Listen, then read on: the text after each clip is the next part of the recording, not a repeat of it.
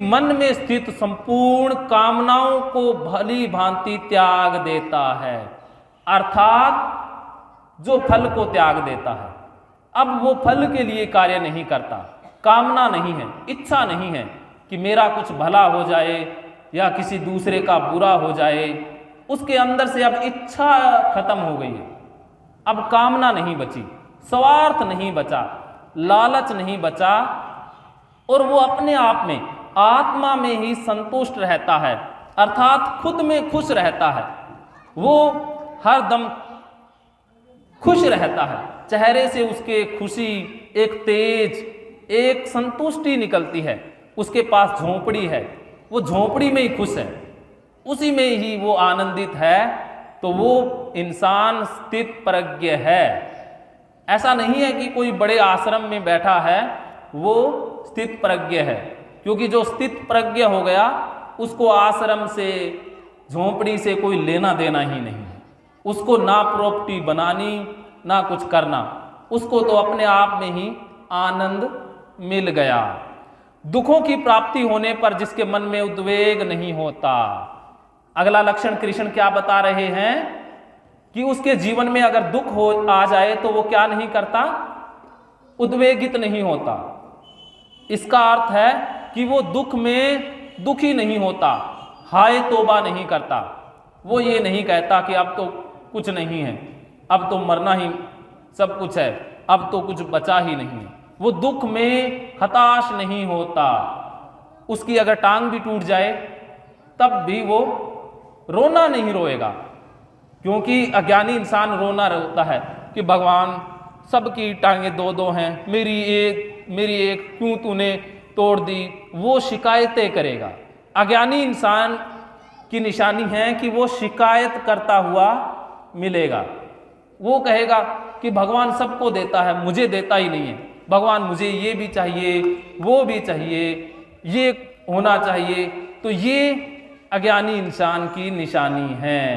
एक तो शिकायत करेगा और दूसरा मांग करेगा। अज्ञानी इंसान के अंदर मांग होगी कि मुझे कुछ चाहिए, मुझे कुछ प्राप्त होना चाहिए। जो सुखों की प्राप्ति में सर्वथा निष्प्रय है तथा उसके राग, भय, क्रोध नष्ट हो गए हैं, ऐसा मुनि स्थिर बुद्धि कहा जाता है। आगे कृष्ण क्या लक्षण बता रहे हैं कि जिसको आप पैसा भी दे दो तब भी वो, कोई ऐसा नहीं है कि आपने बहुत अच्छा दे दिया, आप तो महादानी हैं, ऐसे वो नहीं कहेगा। और उसको ना दो तब भी ये नहीं कहेगा कि कैसे यजमान है, कैसे इंसान है, कुछ देते ही नहीं है, दूसरों का ख्याल ही नहीं रखते हैं। वो ज्ञानी है। जो राग का क्या मतलब है कि उसको किसी से प्रीत नहीं है, वो ये नहीं कहेगा कि ये धर्म श्रेष्ठ है, क्योंकि जिनको हम ज्ञानी मानते हैं वो कहते हैं कि यही धर्म बढ़े, तो उनका राग है उस धर्म से, बाकी धर्म खराब है। तो ज्ञानी इंसान के लिए सब कुछ समान होगा, उसको किसी एक धर्म से लगाव नहीं होगा।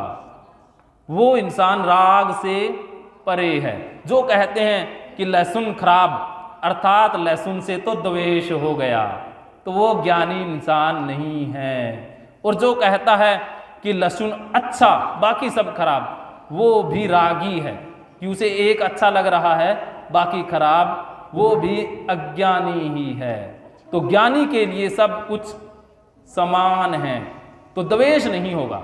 लहसुन प्याज से उसे द्वेष नहीं होगा, या वो कहेगा कि ये अछूत है, उससे दूर रहें। उसके लिए इंसान सब बराबर हो जाएंगे, कोई बड़ा नहीं। कोई नेता आ जाएगा तो वो उसके पीछे पीछे घूमेगा नहीं, कि उसके लिए वो भी एक इंसान है। और जो चपड़ासी है या जो भीख मांगता है वो भी उसके लिए एक इंसान है, दोनों उसके लिए बराबर हैं। उसके मन में अब क्रोध नहीं आता छोटी छोटी बातों को लेकर के, कि आपने उसको धन्यवाद नहीं दिया तो वो क्रोधित हो जाएगा, आपने कुछ गलत कह दिया तो वो क्रोधित हो जाएगा।